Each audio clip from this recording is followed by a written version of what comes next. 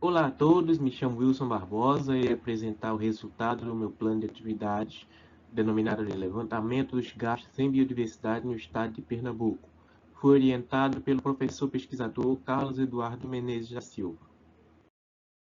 Então, em meio a esse cenário triste de destruição das florestas, os governos buscam estabelecer acordos para a proteção da biodiversidade no mundo. Os diversos acordos é a CDB, que consiste em um tratado da ONU e é um dos maiores convênios entre nações no que se refere ao meio ambiente.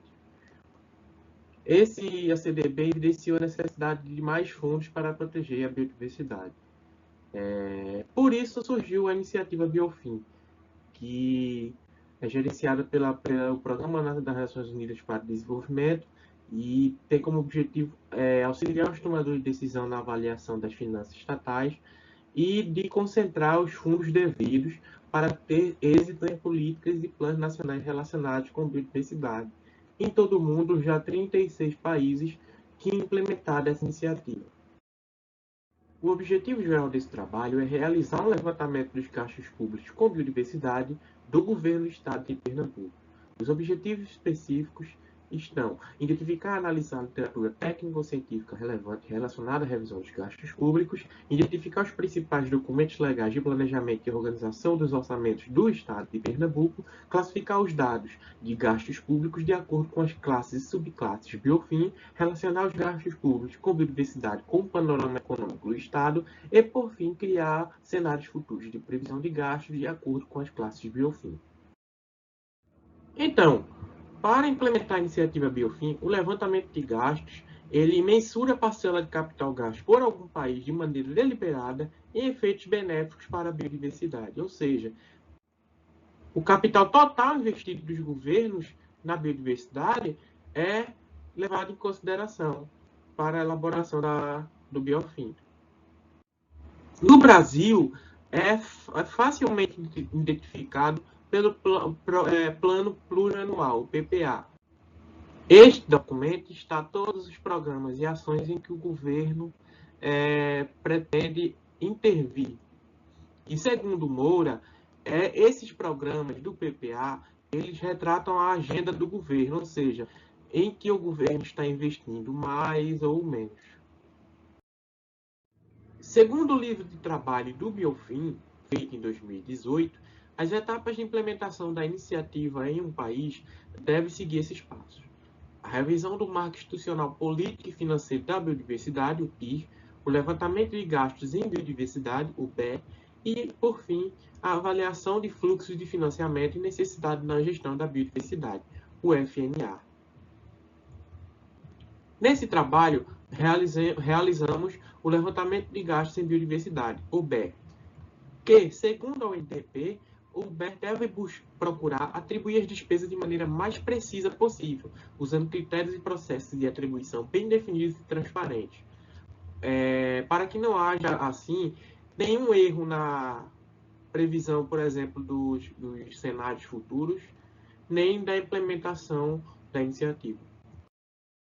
No que se refere a dados, todos eles foram provenientes do Portal da Transparência do Governo do Estado de Pernambuco e englobaram 3 PPAs, 2008 a 2011, 2012 a 2015 e 2016 a 2019.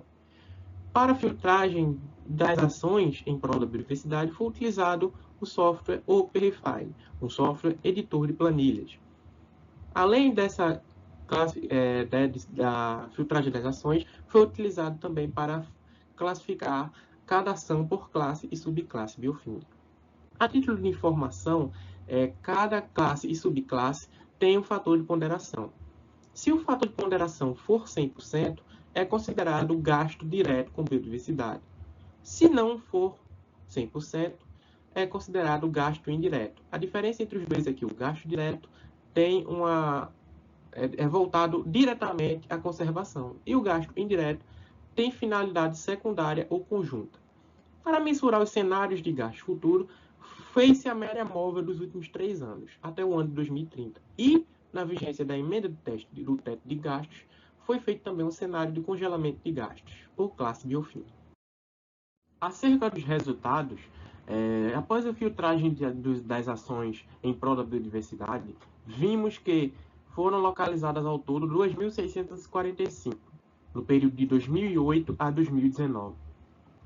Dessa quantidade, apenas 213 foram ações diretamente ligadas à conservação. Ao comparar os gastos totais com biodiversidade com o PIB do Estado, no período analisado representaram em média 0,163%. Os gastos totais em biodiversidade representaram em média 1,042% dos gastos totais do Estado. Quando se consideram apenas os gastos diretos com o PIB, gasto direto com biodiversidade com o PIB, esses representaram em média 0,008%. Quando se consideram apenas os gastos diretos com o gasto total do Estado, estes representaram em média 0,046%. Se considerarmos os gastos totais com biodiversidade, notamos que a média anual do gasto direto é na ordem de 12 milhões de reais. E a média dos gastos indiretos fica em torno dos 238,1 milhões. É possível dizer que dos gastos com biodiversidade do Estado de Pernambuco, apenas uma média de 4,8% dos gastos com biodiversidade são realmente dirigidos para ações cujo objetivo é o impacto na conservação, ou seja, os gastos diretos.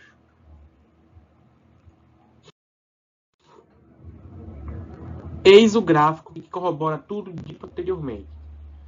Os anos que foram melhor dos gastos, os melhores anos dos gastos diretos foram 2013 e 2017. Dos gastos indiretos foram 2017 e 2018. Estes puxados mais por obras de saneamento, que mais à frente vamos ver que não tem um fator biofim muito elevado. Por conta disso, é considerado gasto indireto. O gasto público representa um papel crucial na política ambiental. E a falta desse gasto é um empecilho para os governos almejarem maior êxito nos acordos ambientais e na proteção do meio ambiente. Aplicando o fator biofim no recorte temporal 2008 a 2019, podemos destacar a classe 2, conhecimento e conscientização, que teve um maior impacto em termos de gasto ponderado, representando 28,3%. A classe 7, que são as de áreas protegidas, que é a classe que acumula o maior número de ações que retratam o impacto direto na conservação, foram apenas o quarto no impacto, com gasto na ordem de 12,9% dos gastos totais. Chama a atenção a classe 4, economia verde, 0,38%, e a classe 6, gestão da poluição, com 0,07%, que foram as classes que obteram um menor impacto no termo de gastos. Chama a atenção as duas classes que não foram encontradas em nenhuma ação. A classe 1, acesso e compartilhamento de benefícios, mesmo que haja uma lei federal que trate sobre isso, a lei número 13.123 de 2015, e a classe 3, biossegurança, que trata sobre a erradicação de espécies exóticas, bem como manuseio e transporte de organismos vivos modificados geneticamente. Bem, há uma grande diferença entre os gastos autorizados em LOA e os pagos. No período estudado, os pagos corresponderam em média a 58,4% dos autorizados. E essa taxa se alternou ao longo do período estudado. Segundo Garson, mesmo que os recursos estejam autorizados na LOA, esses não podem ser executados. Portanto, essa diferença entre os recursos relativamente autorizados e os pagos são capazes de determinar a habilidade do governo na gestão da biodiversidade. Acerca do cenário futuro dos valores pagos, a situação é de uma paralisação na ampliação dos recursos. A classe 5, Planejamento e Desenvolvimento da Biodiversidade, terá uma tendência de estagnação dos recursos nos anos seguintes. A classe 7, Áreas Protegidas, após o melhor período de investimento ter sido realizado em anos recentes, no cenário aplicado, terá uma estagnação de recursos em patamares menores do que os executados anteriormente. Isso é prejudicial para a biodiversidade porque os investimentos precisam de um fluxo estável, para assim conseguir alcançar os objetivos. Inverter esses cenários garantiria uma conservação para gerações atuais e futuras, manteria os serviços ecossistêmicos e esses recursos são cruciais para o futuro da biodiversidade. Podemos concluir que os gastos públicos com biodiversidade encontram-se em uma execução abaixo do necessário. Quando vemos os gastos diretos, ainda fica mais evidente. E esse déficit de financiamento é prejudicial a todos na nossa sociedade, inclusive à economia do Estado. Por conta disso, trabalhos nessa linha são importantes para auxiliar os tomadores de decisão a fazer uma melhor execução dos recursos, bem como um melhor planejamento na área ambiental. Eis as referências. Esse é meu e-mail para quaisquer dúvidas que possam ter surgido. Agradeço a todos por acompanhar essa explanação.